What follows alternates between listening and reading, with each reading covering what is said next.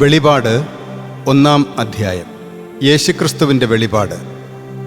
ഉടനെ സംഭവിക്കേണ്ടവ തൻ്റെ ദാസർക്ക് കാണിച്ചു കൊടുക്കേണ്ടതിന് ദൈവം അവന് നൽകിയതും അവൻ തൻ്റെ ദൂതനെ അയച്ച് ദാസനായ യോഹന്നാനെ അറിയിച്ചതും. അവൻ ദൈവവചനത്തിനും യേശുക്രിസ്തുവിൻ്റെ സാക്ഷ്യത്തിനും താൻ കണ്ടതിനെല്ലാം സാക്ഷ്യം നൽകി.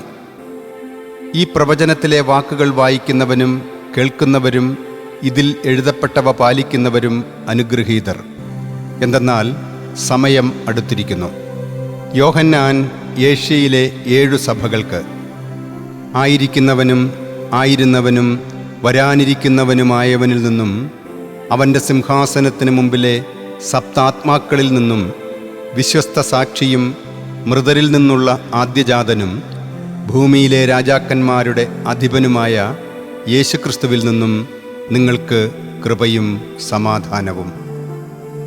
നമ്മെ സ്നേഹിക്കുന്നവനും സ്വന്തം രക്തത്താൽ നമ്മുടെ പാപങ്ങളിൽ നിന്ന് നമ്മെ മോചിപ്പിച്ച് തൻ്റെ ദൈവവും പിതാവുമായവൻ്റെ രാജ്യവും പുരോഹിതരുമാക്കിയവന് മഹത്വവും ശക്തിയും എന്നും എന്നേക്കും.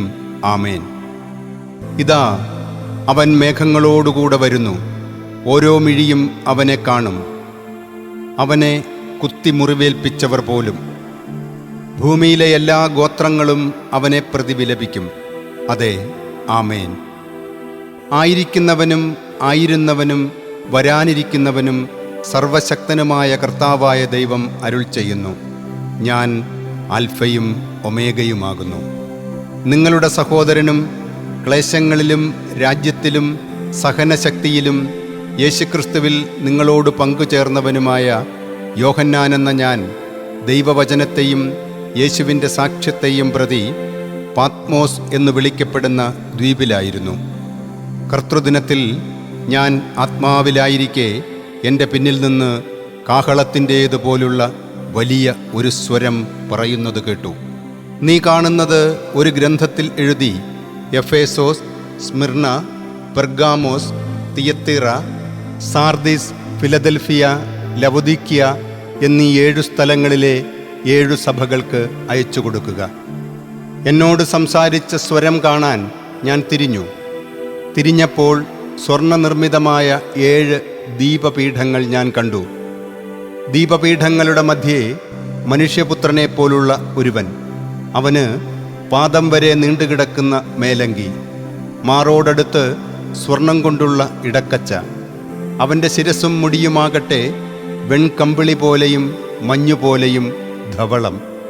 നയനങ്ങൾ തീജ്വാല പോലെ. പാദങ്ങൾ ചൂളയിൽ ചുട്ടുപഴുപ്പിച്ചു തിളങ്ങുന്ന പിത്തള പോലെ. അവൻ്റെ സ്വരം പെരുവെള്ളത്തിൻ്റെ ഇരമ്പൽ പോലെയും. അവൻ്റെ വലം കൈയിൽ 7 നക്ഷത്രങ്ങൾ. അവൻ്റെ വായിൽ നിന്ന് പുറത്തേക്ക് വരുന്ന മൂർച്ചയുള്ള ഇരുവായ്ത്തല വാൾ. അവൻ്റെ വദനം പൂർണ്ണശക്തിയോടെ പ്രകാശിക്കുന്ന സൂര്യനെപ്പോലെ. അവനെ കണ്ടപ്പോൾ ഞാൻ മരിച്ചവനെപ്പോലെ അവൻ്റെ കാൽക്കൽ വീണു.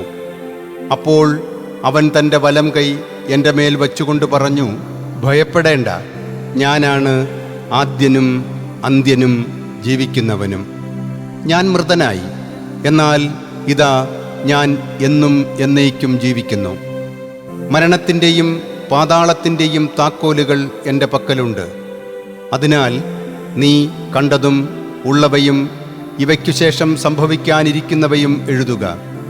എൻ്റെ വലം കൈയിൽ നീ കണ്ട 7 നക്ഷത്രങ്ങളുടെയും 7 സ്വർണ്ണദീപപീഠങ്ങളുടെയും രഹസ്യം ഇതാണ്: 7 നക്ഷത്രങ്ങൾ 7 സഭകളുടെ ദൂതന്മാരും 7 ദീപപീഠങ്ങൾ 7 സഭകളുമാകുന്നു.